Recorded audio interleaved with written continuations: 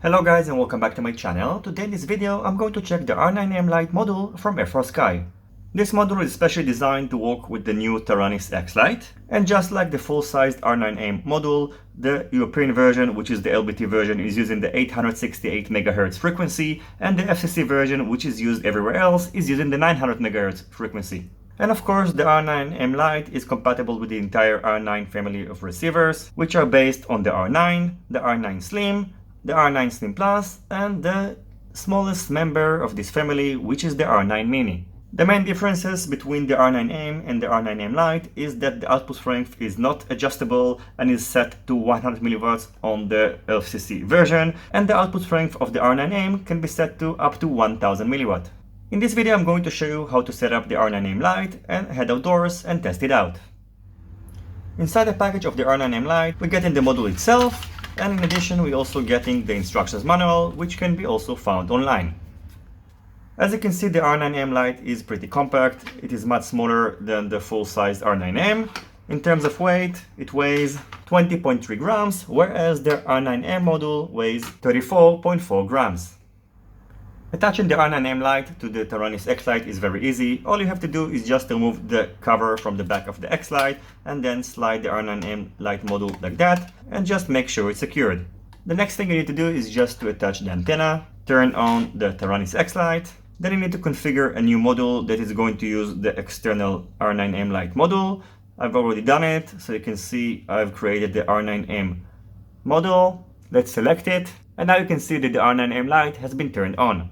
It's very important that when turning on the external module to connect an antenna, it can operate without the antenna for a certain while, but it's not healthy for the radio transmitter.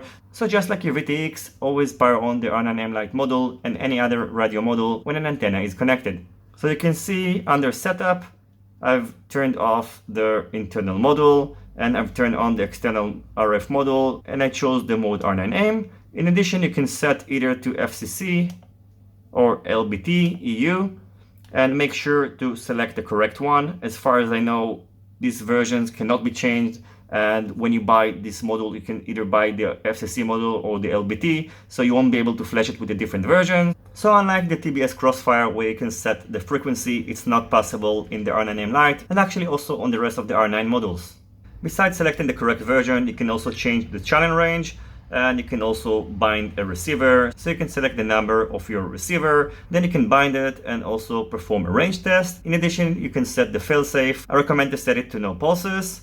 And besides that, you can configure anything else. You can see that the S port is on, and in addition the RF power is 100 mV and you won't be able to change it. Now when you're going to get your R9M Lite module, you won't be able to tell which version it's running, so I recommend to update it to the latest version, which is what we're going to do now.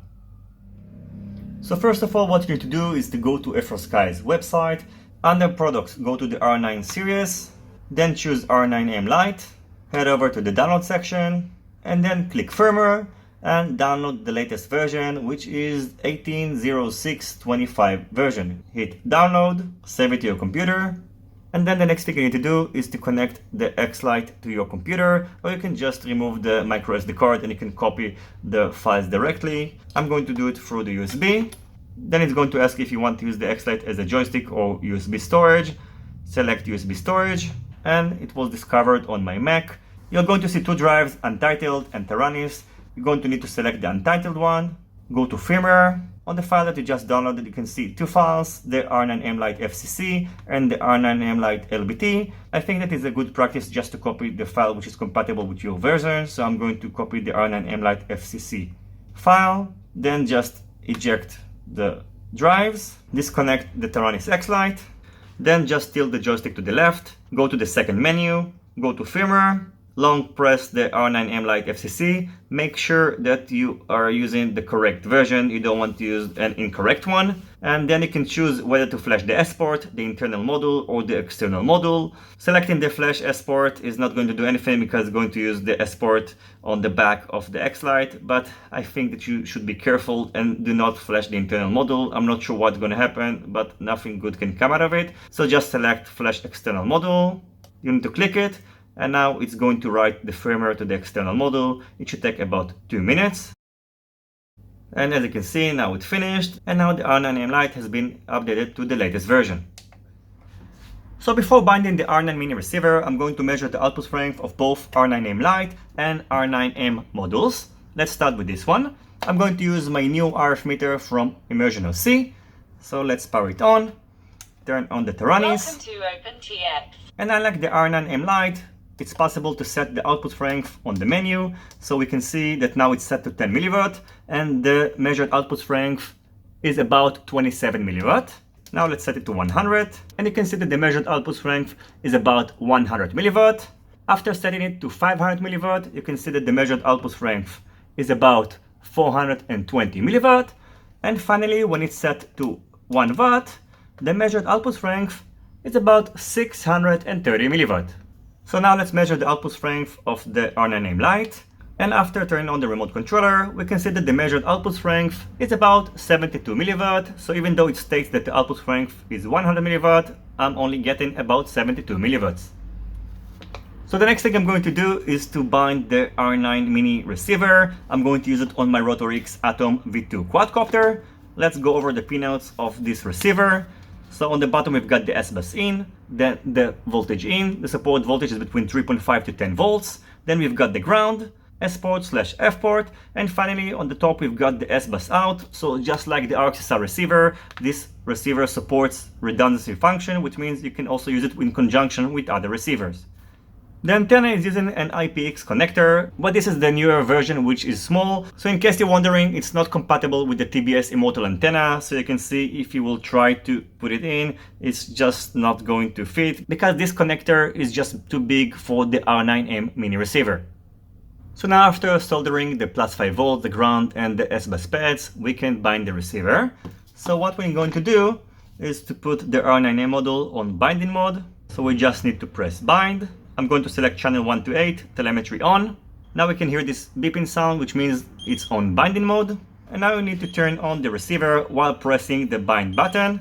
You can see I've prepared this switch, which is pretty helpful in case you don't have another partner which can help you with the binding procedure. So let's turn it on.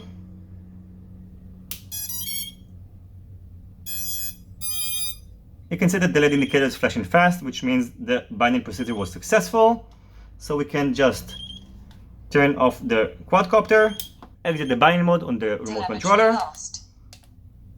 And you could hear telemetry lost. And after I'm going to turn on the quadcopter, Telemetry recovered. you can hear the telemetry recovered. And you can also see the RSSI state, which means the binding procedure was successful. The next thing I'm going to show you is how to display the RSSI on the OSD using the R9 mini receiver and the Taranis X-Lite. So what you need to do is first to turn on the receiver, then head over to the telemetry setup and choose Discover New Sensors. I've already done it, so we can see the sensors over here. Then you can just turn off the receiver, head over to the Inputs section.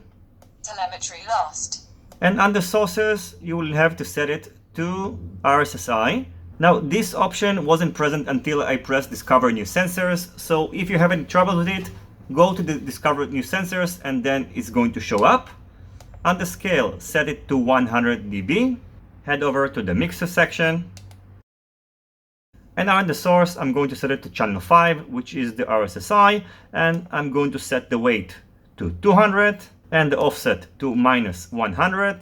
Go back. The next thing you need to do is to head over to Betaflight. Make sure that under the RSSI channel, the correct auxiliary channel is selected. You can see that auxiliary 3 outputs the RSSI signal. You can see the value is 2011.